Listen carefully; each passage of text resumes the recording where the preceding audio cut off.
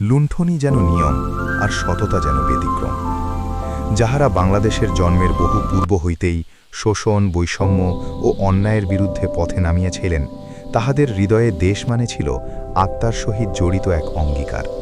তাহারা দেশের প্রতি ভালোবাসার এক বুক আবেগ লইয়া দ্বিজেন্দ্রলাল রায়ের সেই গানটি গাহিতেন, আমার এই দেশেতে জন্ম, যেন এই দেশেতে মরি। দেশপ্রেমকে তাহারা ঈমানের অঙ্গ বলিয়া মানেন।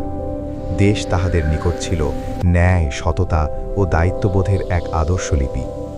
সেই সকল মানুষই আজ 2026 সালে দাঁড়াইয়া বিস্ময় ও বেদনায় নির্বাক। কারণ তাহারা দেখিতেছেন, যেই দেশের জন্য জীবন বাজি রাখিয়াছিলেন, সেই দেশেই লুণ্ঠন যেন নিয়ম আর সততা যেন ব্যতিক্রম হইয়া গিয়াছে। তৃতীয় বিশ্বের বহু দেশের মতো বাংলাদেশ স্বাধীনতা অর্জন করিলেও ন্যায়ভিত্তিক রাষ্ট্র নির্মাণে ব্যর্থ হইয়াছে। ইহা কেবল বিগত কোনো এক শাসনকালের গল্প নহে। স্বাধীনতার পূর্বে লুটপাট হয়েছে, স্বাধীনতার পরও হয়েছে, এবং নানান সময় নানান রূপে ইহা চলিয়াই আসিতেছে। শাসকের মুখ বদলায়, কিন্তু ব্যবস্থার চরিত্র বদলায় না। এই ব্যবস্থাগত পচনের এক ভয়াবহ উদাহরণ সম্প্রতি দক্ষিণাঞ্চলের একটি জেলায় উন্মোচিত হইয়াছে। কাগজপত্রে সেইখানে শত শত উন্নয়ন প্রকল্প বাস্তবায়িত। সড়ক, কালভার্ট, আয়রন ব্রিজ, গার্ডার সেতু সকলই নথিতে বিদ্যমান, কিন্তু সরেজমিনে গিয়া দেখা যায় নির্ধারিত স্থানে সেতুর পরিবর্তে বাঁশ ও সুপারি গাছের সাঁকো। 5 গ্রামের মানুষ ঝুঁকি লইয়া সেই সাঁকো দিয়েই পারাপার করে। কাগজে শত শত স্কিম দেখাইয়া প্রায় সমুদয় অর্থ আত্মসাৎ করা হয়। কোথাও 96 মিটার দীর্ঘ গার্ডার সেতুর জন্য প্রায় 10 কোটি টাকার দরপত্র, অথচ কাজের নামে কয়েক দফা মাটি পরীক্ষা ছাড়া কিছুই নাই। বরাদ্দের সিংহভাগ টাকা তুলিয়া নেওয়া হয়েছে ঠিকাদারি প্রতিষ্ঠানের মাধ্যমে। আশ্চর্যের বিষয়, একাধিক লাইসেন্স ব্যবহার করিয়া একই পরিবারের নিয়ন্ত্রিত প্রতিষ্ঠানগুলি অধিকাংশ কাজের দায়িত্ব পাইয়াছে। উন্নয়ন এখানে জনস্বার্থের বিষয় নহে, ইহা ছিল পারিবারিক সম্পদ সঞ্চয়ের প্রকল্প। ঘূর্ণিঝড় ও বন্যার মতো দুর্যোগের পুনর্বাসন প্রকল্প এই লুণ্ঠনযজ্ঞের বাহিরে থাকে নাই।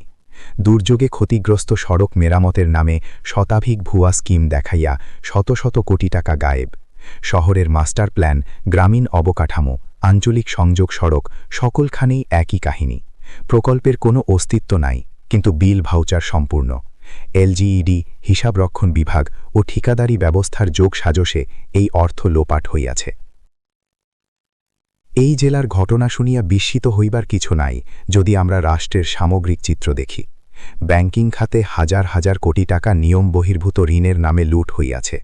ফলে কর্মসংস্থান সংকুচিত হইয়াছে, মূল্যস্ফীতি বাড়িয়াছে। সাধারণ মানুষ সঞ্চয় ভাঙিয়া দিন কাটায়, আর লুটেরারা বিদেশে সম্পদের পাহাড় গড়িয়া তোলে।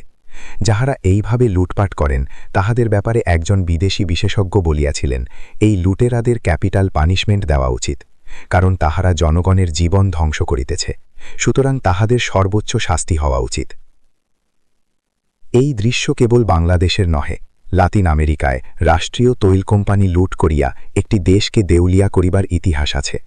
আফ্রিকার বহু দেশে খনিজ সম্পদের আয়ের সিংহভাগ শাসক গোষ্ঠীর ব্যক্তিগত হিসাবে জমা হইয়াছে। বস্তুত দুর্নীতি রাষ্ট্রদেহের অন্ত্রে জন্ম নেওয়া কৃমির মতো। বাহিরে উন্নয়নের চাকচিক্য থাকিলেও ভিতরে ভিতরে রাষ্ট্র রক্তশূন্য হইয়া পড়ে। ন্যায়বোধ লোপ পায়, নাগরিকের মধ্যে আস্থাশূন্যতা সৃষ্টি হয়। তখন প্রশ্ন ওঠে, এই দেশ কাহাদের? লুটেরাদের নাকি কোটি কোটি সাধারণ মানুষের?